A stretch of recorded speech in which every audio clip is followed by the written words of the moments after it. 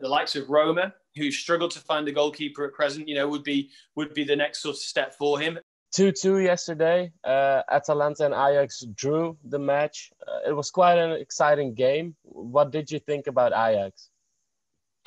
I think Ajax are always going to be an impressive team whenever you see them play, especially on the European stage. I think for the first point, really, I think that they just hold a credibility, hold a sense of tradition. And I think probably sometimes people expect maybe a little too much, but they're going to keep possession. And it's exciting because it always feels like it's a chance to look at some players that will probably, some of them in that team will go and move on. And, this was looking to be a really exciting game because, this Ajax score a lot of goals and Atalanta certainly do. So this was really a mouthwatering one, really. And like you say, it didn't really disappoint. So who deserved the win yesterday? What do you think? Ajax or Atalanta? The second half of the game. I mean, when you're asking who deserved it, as I said before, Ajax going those 2 goals up, I think they could have killed it off in the first half, and they frustrated Atalanta with keeping the possession.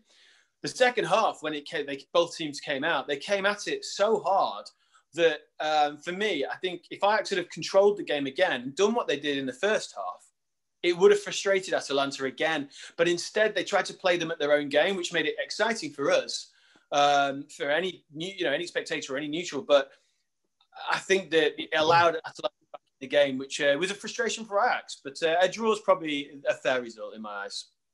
Yeah. So, which players of Ajax did you like? It's interesting because with Ajax, they've got such a good team. I'm always impressed. The goalkeeper for me, I don't know. He's always. I love his distribution. Onana for me is a lot. He was a lot better than I expected him to be in some respects because I had seen him a while ago and I thought he was a bit fallible. Crosses, I was a bit sceptical. Now, for me, what I'm comparing him to, I think he's improved that much in the time. But yeah, I mean, obviously Tadic, he's always goes on to impress me of how, when we saw him in the UK, completely different player, a completely different animal in a sense. And as well, I think always for me, Neres is always a player I enjoy watching as well. So about Onana, what do you think could be his top level, his shelf? I think one of a team like, the likes of Roma, who struggled to find a goalkeeper at present, would be the next sort of step for him. A club who, has produced the likes of, obviously taken Szczesny from a level to we never thought he'd go to. They took Alisson to a level they never thought he'd go to.